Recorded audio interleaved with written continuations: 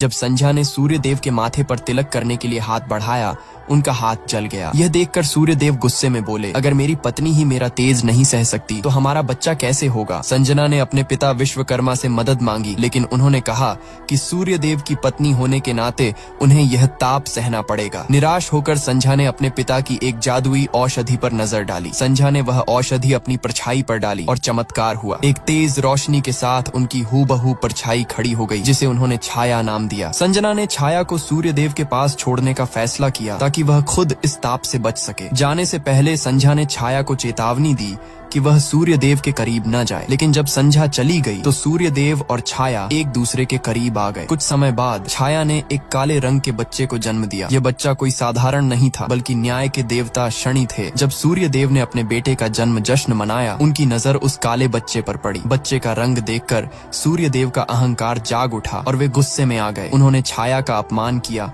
और कहा, मेरा बेटा इतना काला कैसे हो सकता है। छाया रोने लगी। तभी उसके आंसू की एक बूंद शनि के पैरों पर गिरी। शनि ने अपनी आंखें खोली और गुस्से में सूर्य देव को देखा। तभी ब्रह्मांड में हलचल मच गई। सूर्य देव के शरीर पर अंधकार छाने लगा और उनका तेज चला गया। वे दर्द से चीखने लगे। छाया ने यह देखकर समझ लिया कि यह शनि का असर है। उसने शनि की आंखों को ढक दिया और सूर्य देव फिर से अपने रूप में लौट आए। लेकिन अब सूर्य देव को यकीन हो गया कि यह बच्चा असुर है। सूर्य देव ने अपने अस्त्र उठाए और अपने बेटे को मारने लगे। छाया उनके पैरों में गिर गई और अपनी बेगुनाही साबित करने लगी। सूर्य देव ने बच्चे की जान तो बख्श दी, लेकिन एक खौफनाक श्राप दे दिया। उन्होंने कहा, अगर मेरी रोशनी की एक किरण भी इस पर पड़ी तो यह जलकर भस्म हो जाएगा। यह सुनकर छाया डर गई और अपने बच्चे को बचाने के लिए एक घोड़े पर बैठकर भाग गई। सूर्य देव ने अपनी रोशनी चारों ओर फैला दी। छाया ने शनि को सीने से लगाकर एक गहरी खाई में कूद गई। जब छाया की आंख खुली तो वह एक खूबसूरत घाटी में थी, लेकिन उसका दिल रो रहा था कि सूर्य देव का बेटा अंधकार में जीने को मजबूर है। छाया का एक और आंसू शनि के चेहरे पर गिरा और शनि ने फिर से आंखें खोली। अपनी माँ को तड़पता देखकर